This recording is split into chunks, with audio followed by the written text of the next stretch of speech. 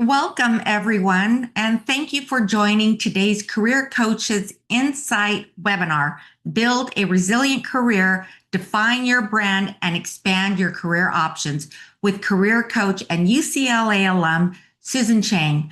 My name is Amy Rueda, and I serve as the Senior Executive Director for Professional Programs and Services. First, I'd like to take this opportunity to thank our Alumni Association sustaining donors. With your help, we can strengthen the Bruin community and career programming like this. For some general housekeeping rules, we have at the end of our program Q&A with our speaker. So please use the Q&A function below to submit your questions. We will be recording the event and we'll send out the recording when it becomes available. Now to start our program, I am excited to introduce Susan Chang. Susan is a seasoned career counselor and talent management professional, passionate about helping professionals at all levels of their career, from entry level to executive roles. Susan has an extensive background in human resources and counseling and has developed and executed human resource strategies for companies ranging from startups to Fortune 500 companies, spanning various industries, including but not limited to healthcare, hospitality, retail, technology, and manufacturing. Susan, thank you for joining us this afternoon. We're excited to have you here with us. Thank you, Amy. Good afternoon, everyone. I'm excited to be here and talk about this timely topic on building a resilient career.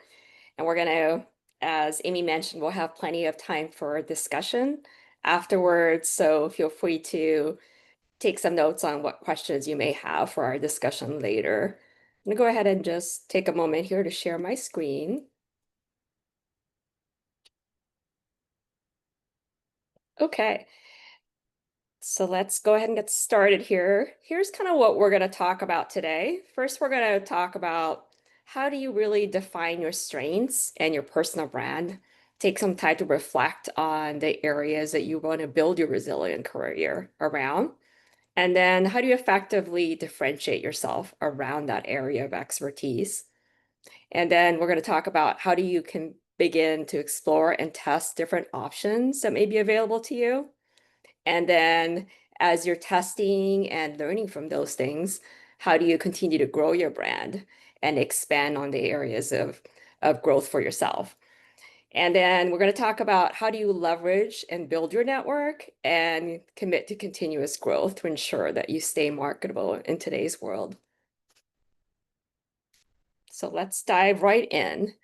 So building a resilient career might mean different things to all of us. So I wanted to kind of level set when I talk about building a resilient career for the purpose of today, really thinking about how do you own your own path in your career so that you have control over what your options are and how you want to invest in different options you have for yourself.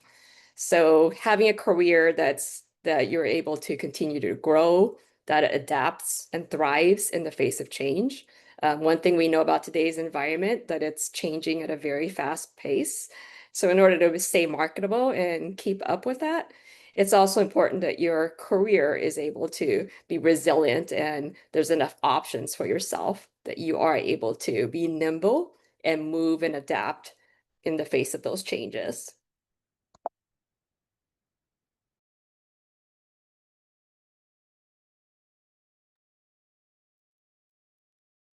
Okay, oh, there we go. All right, so what does it mean, or why is it even important to have a resilient career?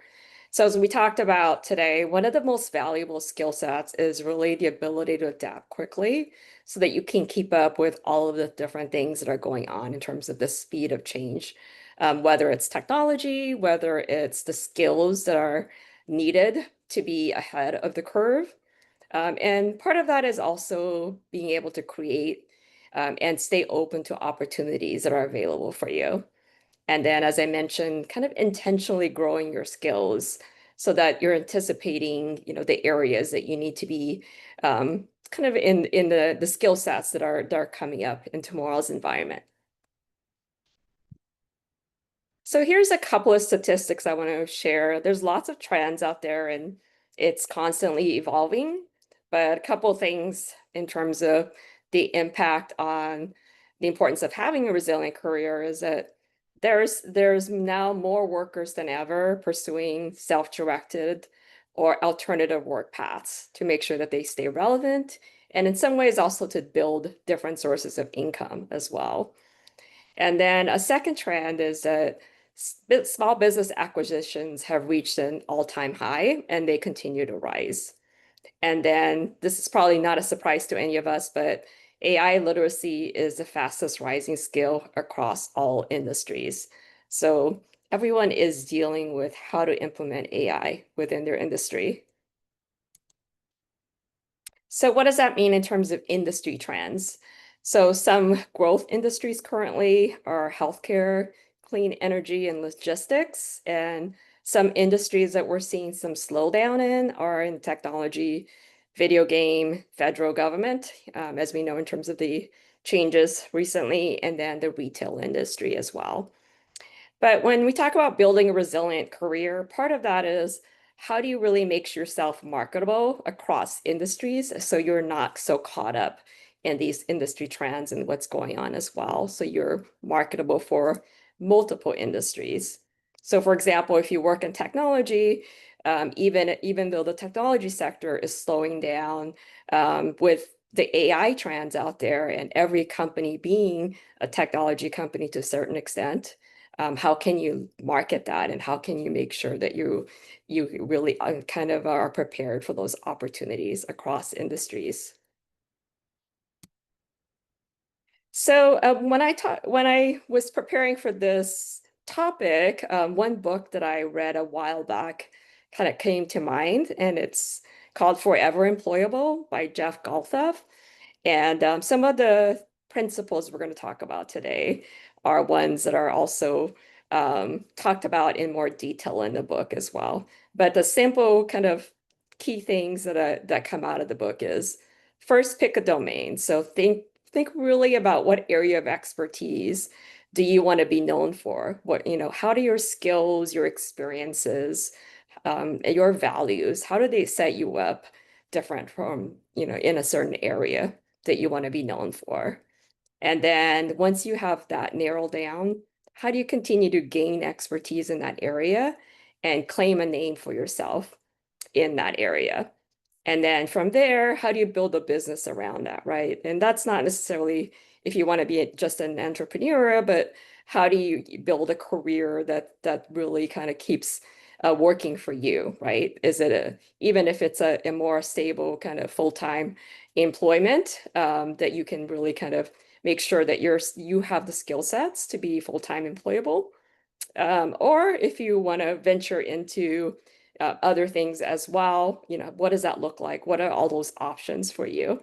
And who would be your target audience for those options? So one thing that is helpful to level set in terms of how do I really know what my career options are, much like if you were running a business, is think about doing a SWOT analysis on yourself, right? What strengths do you bring to the table? What are your unique values in terms of your experiences, your key skill sets that you have to offer? Where does your experience best set you up for in terms of the area of expertise that you lend others? And then on the opposite side, what are some weaknesses that you see out there to be able to market yourself? Is there gaps in your skills that you'd like to shore up? Is there areas of improvement there? And then what are potential threats when you think about what's going on in the trends in the workplace? Are there shifts in the market where certain things are going to become obsolete, or you want to, make sure that you're getting more skills in a different area? Where's the automation? Where's the competition going? And then on the other side, where are the areas of opportunity, right? Can you spot them? Can you start kind of building your options around those areas of opportunity? Where are the growth areas? Where might there be unmet needs as well that you want to capitalize on? So as you're kind of putting all this, once you've gone through and done a good SWOT analysis on yourself and really kind of know where your areas of opportunity may be. Think about, the Ikigai concept and how do you start putting that together to create your personal brand? So where are kind of the intersections of, your strengths, the areas that you love, that you're passionate about, that is mission driven and purposeful for you? And what are you truly good at? Where is your skills, your experience around? And, what is the demand out there for these types of skill sets that you have? And what does that look like in terms of different areas that you can get paid for? And putting all that together and thinking about how do you want to communicate that in your personal brand? So once you have some clarity around those places, which definitely is, I think the starting point is definitely the most challenging for most of us. So don't underestimate the kind of the power of really reflecting and spending enough time around those first two steps. Then you can start really thinking about how do I craft my story? What's the purpose that I want to kind of tell my story with? And that is kind of your hook in terms of how you're going to engage your audience. So some things to consider in terms of having that compelling story. Remember, your story is going to be unique to you.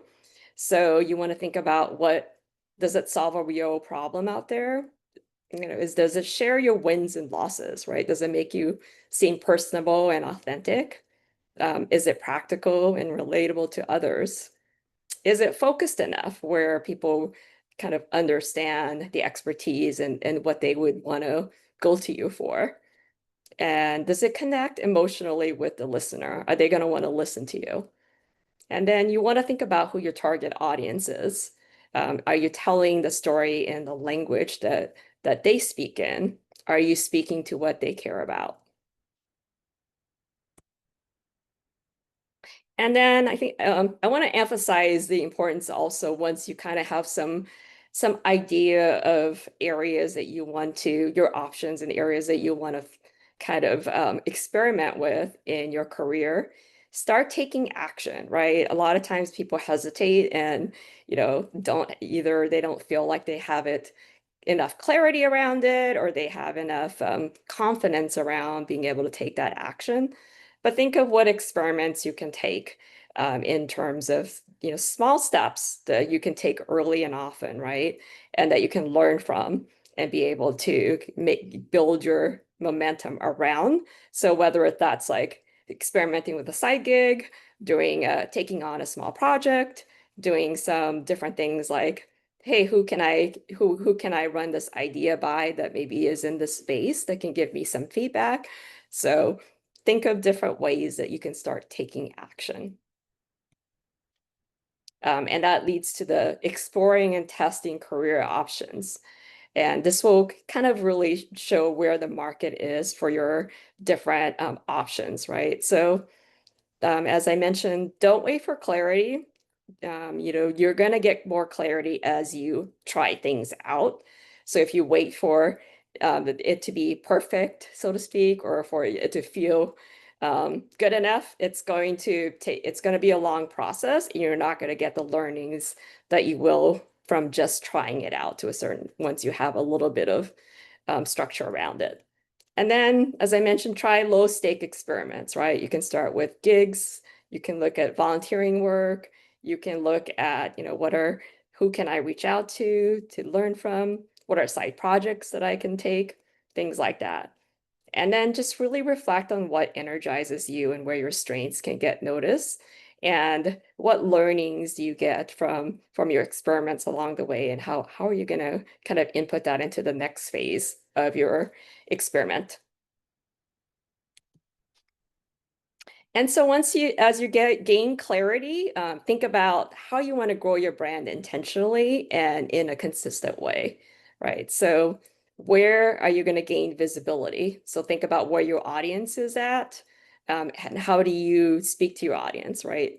Who are the experts in your space, and how do you follow them, and how do you learn from them as well, right? How do you join the conversation that they're having around the topic? and how do you engage your audience through that as well. And then really document what you're learning, what you're working on. People like to follow people's stories that are personable, that kind of share their learnings, both, their successes as well as their missteps, right? Because that makes you authentic and relatable. So think of how you can kind of capture your audience as well by sharing that information. And then this is really important. You don't want to try to do all of this by yourself. Really think about who you want to surround yourself with to help you in this process. Who are the people that are going to support you, challenge you, and open doors for you? Who do you need in your network? Because your network is really kind of your safety net and your launch pad. And so you're going to get a lot further if you have the right people around you that you're tapping into. Remember, relationships thrive on reciprocity. So think about how you can create relationships rather than so much as reaching out and asking for help. And then that invest in intentionally connecting, thinking about how to keep those relationships, and it feels less marketing or less networking if you're sharing your story and sharing things that you're passionate about, and also looking how you can kind of continue to grow that space in a mutually beneficial way, and that makes that intentionality much more personable. And this one is, as we talked about, it's the change and the speed of change is kind of a very, very fast-paced these days. And so one statistic is that by the year of 2030, 70% of skills used will be completely different than what they are today. So it's not so much about, having a certain amount of learning, formal learning. It's about really being able to adapt to what the skill sets that are needed, and constantly investing in yourself and making sure that you're actually staying up to date on the skills needed. So the future belongs to those who learn fast, adapt fast, and stay curious. So kind of anticipating that and knowing that you have to invest in yourself continuously to stay ahead of the curve is an important trend out there as well. So, and then just, if you invest in yourself, it's going to really help you kind of cut down the time in a lot of ways, whether it's getting a new job, whether it's really getting clarity on the area of expertise that you want to build your resilient career in, because that can take a lot of self-reflection and time as well. Or whether it's kind of, okay, once I have that ironed out, how do I build momentum around that? And having some support and accountability around that as well. All right. I think we have some good amount of time to have some good discussion around this topic. So I'll invite Amy back to help us with that. Oh, I think you're on mute, Amy. Sorry about that. Thank you. We did receive quite a number of questions. The first question we have is, how do you know if learning a new skill is worth it versus sticking to what you're good at? Yeah, it's a good question. And I think that's where you kind of want to think about, understanding and researching your market, right? And thinking about what skill sets are needed and in demand, right? Because there's a lot of different there's only so much time for us to invest in ourselves, right? And money and resources and stuff. And so we want to be intentional about thinking about what's important. So that's why doing that first initial scan of thinking about what are the trends out there, what is the marketplace looking for in my area of expertise, and actually talking to people out there, right, that are experts in that field, and getting sense of like what's really needed in terms of getting that feedback as well is really helpful. But there are some skills that I think that the so-called soft skills that are going to be in demand regardless, right? And that's that adaptability and flexibility. That is the communication skills and being able to communicate effectively in different ways. That is the things like teamwork, leadership skills. Those are those evergreen skills that are definitely not going to be replaced. Excellent. Our next question is, how do you break into a new advantageous professional networking circles tactfully when you haven't made a name for yourself yet? How do you break into new circles? Is that what the beginning of that question was? New and taking advantage of professional networking circles when Hmm. you haven't made a name for yourself yet. Yeah. And I think it's really kind of being, that getting your story and your personal brand and taking some time to really think about how you want to be known for within that space as well. Because people are always looking to make new connections and learn. You'd be surprised how much you have to offer. Even if you're somebody that's starting out in a space versus somebody that you think has a ton of expertise. But the key is really kind of honing in on and being clear of how you want to tell your story effectively so that you have a kind of expertise to share in a way that's relatable to others. Excellent. We did receive this question in a little bit different format, but it's pretty much the same question. Do you have tips for creating a next chapter when you have been with the same company for 30 years and you're craving change? Yeah. Great question.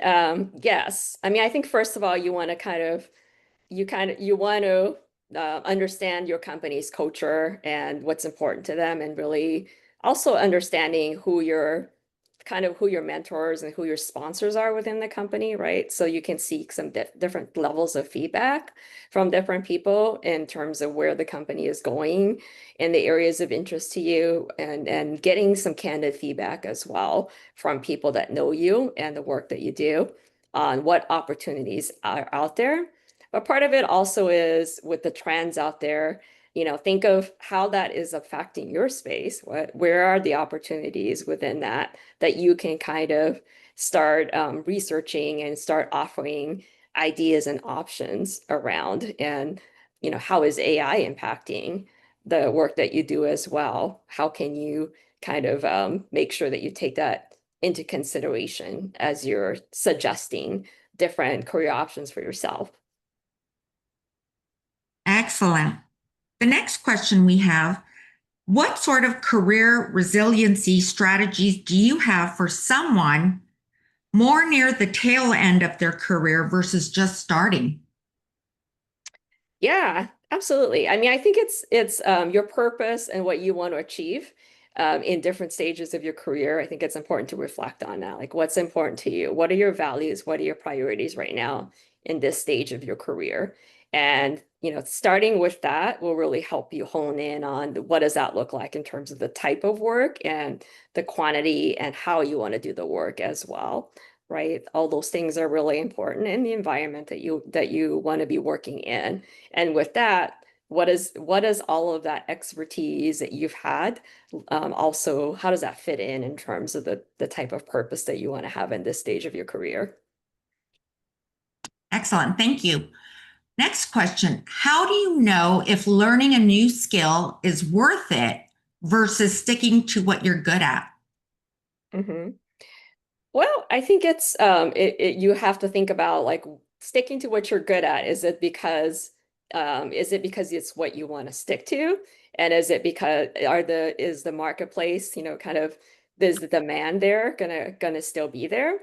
Because a lot of times, even if you're sticking to what you're good at, you still have to skill up to a certain extent, right? Because even your industry that you've been in, however long in your career, there are still changes being made.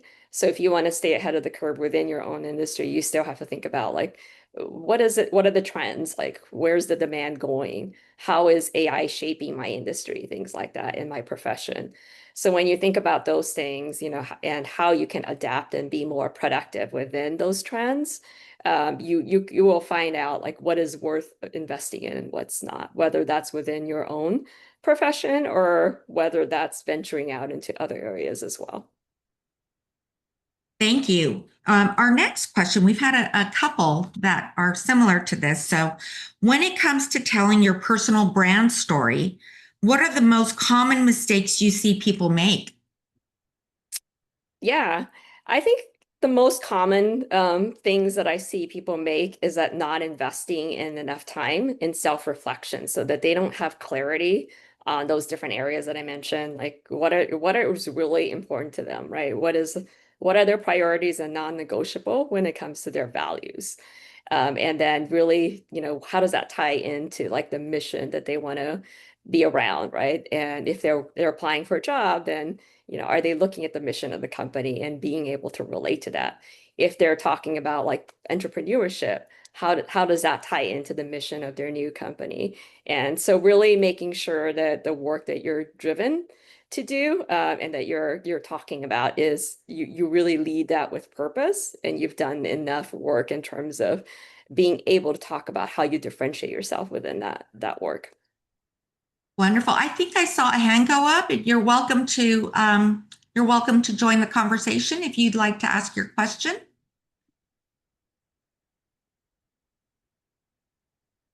Well, okay. The next question is actually an add-on to what you just shared in terms of telling your personal brand story. Is it worth hiring someone to build out an online brand, a Wikipedia page, web stories, website, especially if you're looking for side gigs, speaking gigs, things of that nature?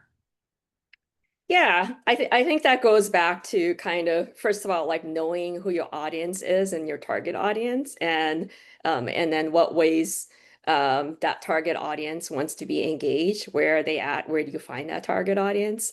It doesn't hurt to have a landing page, but in terms of how much sometimes you people spend way too much time, kind of putting their website together before they market their services. I always kind of encourage people to do it the opposite way. Find that first client first before you invest way too much into branding it. Test things out a little bit with that first client, and and uh, and then you can build as you go along. But it's helpful to have like some nice kind of just a template for a landing page to start with. Excellent. In terms of resiliency and how to re-enter the workforce after volunteering and career pivoting, what strategies could you share? Yeah. So re-entering the workplace or dealing with any type of transition, I think is really first start with kind of researching the market that you're interested in or the different options that you have available to them, right? So that you can kind of think about, what makes sense for what you're looking for next. So you can communicate that effectively. And then you also know what to look for as well and who can you network with to help you as well. So you definitely want to spend some time, that SWOT analysis that I mentioned is helpful to kind of think about your market and kind of your sweet spot too that you want to go into. Wonderful. Our next question is, how do you recommend we network efficiently and actually build relationships without making it clear that you might need something from them? For example, a recommendation when applying to a company later down the road. Yeah. So my advice on that is you start with, kind of your interest in getting to know someone and the value that you may be able to bring to the table. Always ask, if there's something that you can be helpful with. I usually never start first meetings with an ask from somebody unless the offer comes naturally from the meeting. So I'm never going to reach out to somebody and say, "Hey, can you provide me a recommendation for something?" Um, when I when they don't even know me because there's no way they would be able to say anything about me or want to. So first of all, I always reach out to people to engage them to meet them and engage them in a conversation. So I think if you do that, in a purposeful way and without an agenda of like, I need to get this ask from somebody at the end of this meeting, you'll have a much more effective, authentic meeting. And and if it arises from the meeting where they offer like, hey, is there something that you see in this company that you're interested in? If that conversation lends itself there, then you're prepared to have it. But I would definitely not expect that on a first conversation. Wonderful. This question has come up in different ways, but covers the same thought here. What are your thoughts on how to say someone is retired and moving on to the next career chapter? Yeah. Um, I guess it depends on how you define retired, right? And what does that next career chapter looks like in terms of are you looking to work in a different capacity? Like, is that maybe like part-time or in a side gig capacity or taking on consulting work and projects, right? So it kind of also in terms of like how much work you want to do. And when you say retired, do you mean just a career transition? Or, because retirement is kind of like a loaded word, right? And it might mean something differently to different people. Like to me, I think of retirement as actually I don't need to work financially anymore, and I'm investing in projects that I want to invest in. Not so much because I need to make X dollars, but because these are projects that really speak to me, right? So I think it's also understanding kind of how you want to brand yourself and based on what you're looking for and your needs are. Excellent. What advice do you have for obtaining a job after you have taken 2 years off from the industry? How does one come back in? Yeah, so I definitely think about, trying to start researching the industry, start networking with people in the industry as well, so you can kind of learn about things that have changed since you've been gone, right? And also just be prepared to also talk about what you've been working on, even if it hasn't been specific to the industry. How do you want to talk about like the things that you've been working on in those 2 years as well? But the important thing is also to show that you're ready to go back into the industry, and that's doing that homework and researching what's going on out there, reaching out, talking to people, and staying up to date on the latest as well too, and how you can kind of fit into that. Excellent. This next question for you is going to be really personal. Can you talk more about creating your own brand, even in your own companies, and how you went about that? Yeah, great question. And I see personal brand as evolving, right? It's not like a one and done thing.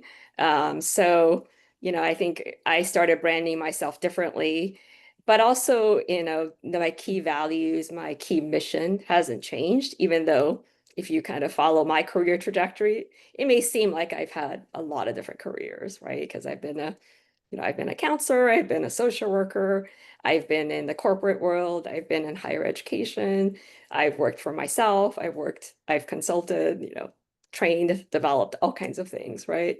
So it may look like these are all pivots, but the personal brand is what connects different things in terms of like what's important to you and how that's even where priorities and your options that you look at change. The consistent thread is those priorities, right? And to me, it's always been about developing people and also really kind of being able to help people around finding career happiness, right? And at different points in their lives. And I've worked with people at different stages, all the way from high school all the way to senior leaders, because for me, it's really about pride, that kind of having that experience. And I can relate to somebody in all stages, having gone through most of those stages myself, right? And being able to navigate that effectively. And I believe that it just helps you being able to kind of tell your story more effectively at different stages and be more authentic in terms of how you can connect your brand to others, because people really are looking for that nowadays, in this technologically world where AI can write things for you. What's missing is kind of that authentic emotional connection to people, right? And a lot of, we talk about emotional well-being being at an all-time low, engagement in companies being an all-time low, loneliness being super high with our adolescents these days. So it's how do you kind of really make that human connection? That is what your personal brand is all about. Excellent. This next question has come up quite a bit. I'm sure you've come across it more often than not. What's the best way to proceed if you want to make a career change but you don't know what you want to do? Yeah, I love this question. You know, I think Amy and I were talking earlier this week about I started out my career going to UCLA undeclared, and I was excited about having so many options, you know, and I know for it can feel a little overwhelming when you do, but I believe it's a great place to be, and really just go through those things. What are your values? What are your strengths? Where is your experience yours itself to, right? So when you start really self-reflecting and evaluating yourself in different ways, getting feedback from people that know you as well, then you can kind of start thinking about what does that mean in terms of options that I'm creating for myself. You don't have to know the exact job that you want or anything like that. But as you start thinking about areas of expertise and what does that look like, that will start creating options for yourself.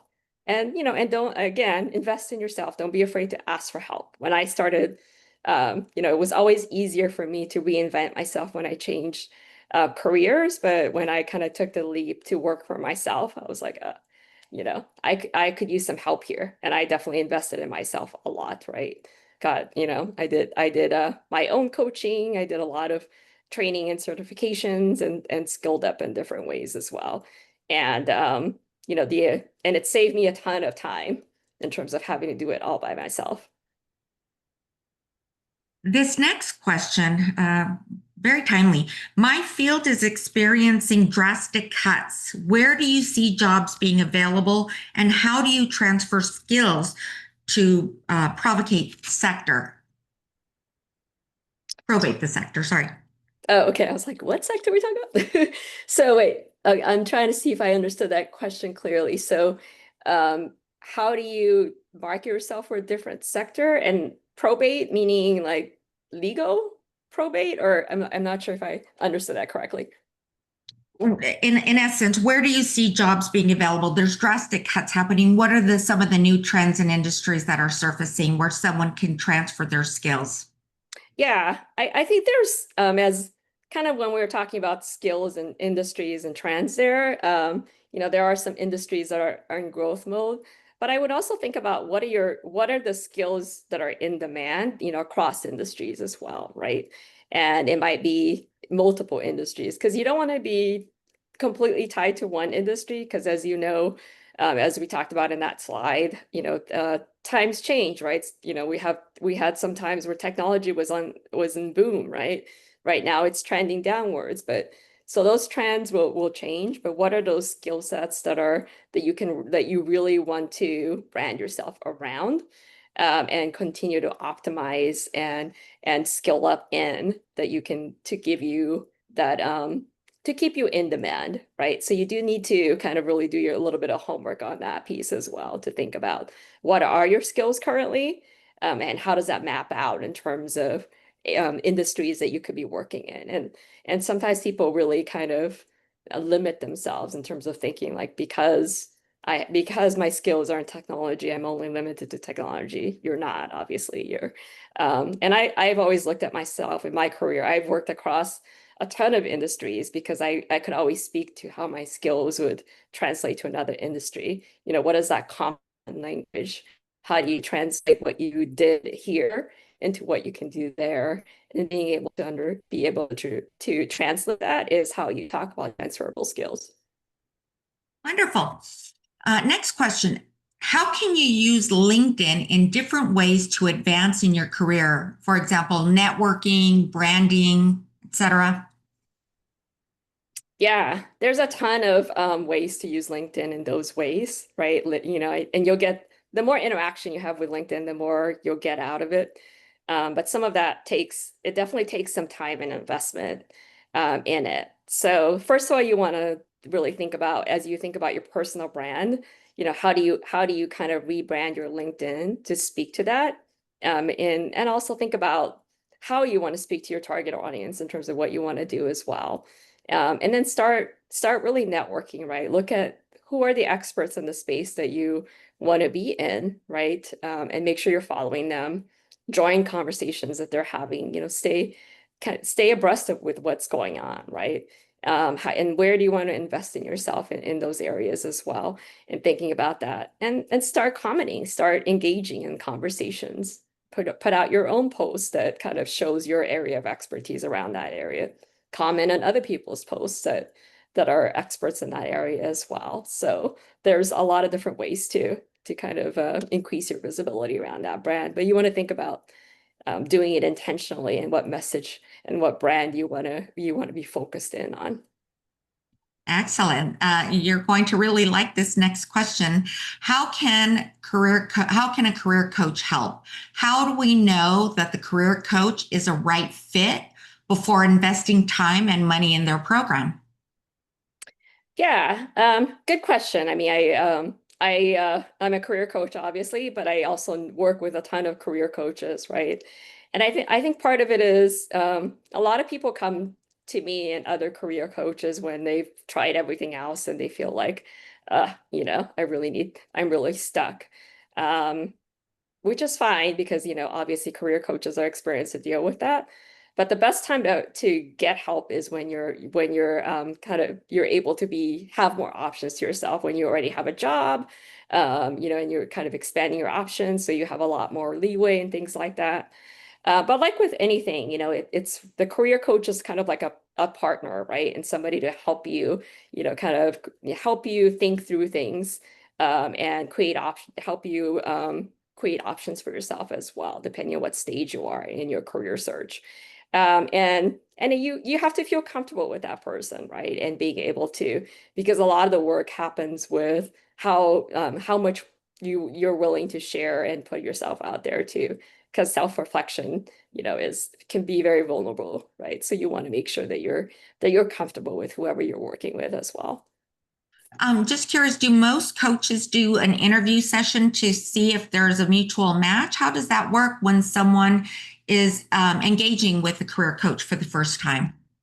Yeah, it depends. Some people do quick meetings. Other people are, have a lot of information on them on their brand, right? In terms of how they brand themselves in their website, in social media pages, and so forth. So, and some people also have different offerings where they might, hey, you can attend this course or this topic and things like that, and engage in through that, as kind of a shorter term engagement. And then from there, you can decide, hey, I really could benefit from a little bit more, right? So, because usually one time things are not going to be enough for anything really, but it can kind of help you think about what you might need. Wonderful. Is there a typical time frame that you would work with a coach? Is it something like 6 weeks, 6 months? Is there a way to accelerate it, or do you really need, a really long investment in terms of time to really get what you're trying to accomplish?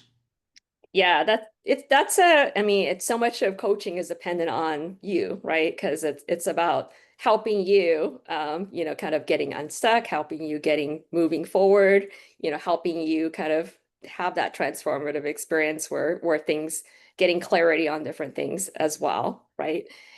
So it also depends on how much work you're willing to do along the way too. And a lot of the work is not like doing a homework project or something, right? So it's less prescriptive in terms of how long that process will take for you. Excellent. Next question. What is the difference between a career coach versus a life coach? Yeah. So I have training in both, so I can speak to that. A life coach is somebody that may deal with not so much specifically to career issues, but you can go to a life coach on anything that you may want to, any goal that you may want to work on, whether it's, let's say, becoming healthier in some way, it's being able to, kind of get things done, being able to, manage your time, being more productive, anything that you might be, working with in your life, right? Being a better parent, all kinds of things. So the life coach topics are kind of endless to anything you may, and some life coaches might specialize in very niche topics, and others might be more generalist, right? Whereas career coaches tend to focus more specifically on things that are relevant to somebody's professional goals. Excellent. I think we have just enough time for just a couple more questions.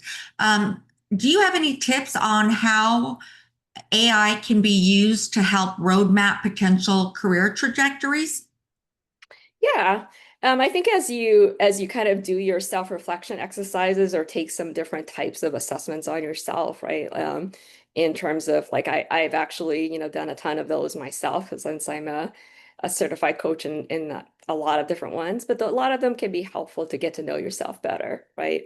So have you really done a values assessment on yourself and really thought about what are your key values and how what's your backstory behind the values, and what are your strengths, right? What do you do naturally, and what do you enjoy doing most of, right? Where does your expertise lend itself naturally? Things like that. So doing that deep dive on yourself is really a helpful first step to be able to get to the next step. Great. What tips for career changers do you have for those who are uncertain about what direction they'd like to move in, but are considering side gigs like freelancing, entrepreneurial ventures, things of that nature, to figure out whether or not that's a path they'd like to pursue? Yeah, I think try out things that are kind of easy in terms of like that you can easily get, right? So think about where the demand might be for your skill sets, and how you can try that out. Even if it's like, hey, can I volunteer for something? Is that the quickest way for me to get some exposure? Or is it, hey, is there somebody that actually maybe people seek me out naturally for this expertise, is there somebody that I could test that out with? As a potential first client and things like that. So I think look at kind of what's already in your space and maybe who you need to reach out to kind of find some more information. And look at people that are doing what you might be interested in doing. There's a lot of learnings there. Wonderful. What are some considerations for someone trying to decide between building a career through promotions or going to grad school? Yeah. So I'm definitely a big believer in education, having invested in it myself, but I'm also the first one to say, um, really think about why you're investing in a certain type of education, right? So if you want to go to graduate school, think about what doors are going to open for you as a result of that graduate school. Is it, why do you want to go to grad school? What is the value that you think you're going to get out of it? So really kind of go into that, do your research around what you're going to get because you're going to invest a lot of time and financial costs, right? And you want to, and I work with people that have, advanced degrees, and then they're like, oh, I thought it would open doors for me, but I didn't really think about what I wanted to get out of this, right? So it really helps to be intentional about what you want to skill up on. And grad school may be the right option, but it may not, right? Depending on what your goals are and what you expect it to be able to do for you. So it's important to think about that. And promotions, I mean, I think that's also important to think about. Like, why do you want a promotion? Is it just a higher salary? Or do you actually want the jobs that go along with the promotions? Because I think a lot of times, and if it's just a higher salary, sometimes that's not always the right avenue if you're not wanting to manage and if you're not wanting to take on those types of responsibilities. So really get clarity on what it is that you're looking for and what is the best way that's going to get you there. Great. When it comes to confidence building in presenting yourself, your work, your skills, what would you suggest doing, thinking about resources, best way to approach it? Yeah, I definitely think about self-reflection, number one, right? You really need to know yourself and what you have to offer. And then, if you don't have like a portfolio, or if you haven't really thought about kind of what your accomplishments are in a quantifiable way, take stock of that, right? And really kind of reflect on what those are that you want to share and highlight, and how does that translate into the people that you're going to be speaking to as well. So, and telling your story effectively for what you want to do next. Great. And I have one last question here. Let me find it. I just had it in front of me. What is the biggest challenge facing women entering into small business ventures who have not been in that field before? I think it's it's the people, right? The people connections and the people kind of that you'd be working with. Who are the leaders in that organization? What are the dynamics there? How do you connect with them? And how do you kind of get on the same page and on the same level, and have the confidence to do that as well? And think of what expertise you have to lend, right? What would you contribute to that small venture? Wonderful. Well, I would like to thank Susan for joining us today. I would like to ask everyone to just take a few minutes to fill out our program feedback survey. It does influence how we proceed with our career programming. I want to thank you, Susan. You've been incredibly insightful, and these were really important questions that we had many, many people ask. Before we conclude, I'd like to encourage you to explore our Brew and Promise website. The Brew and Promise is an opportunity for Bruins to take advantage of multidisciplinary opportunities. UCLA offers sharing with you tools, resources that allow you to advance in your careers along different pathways throughout your lifetime.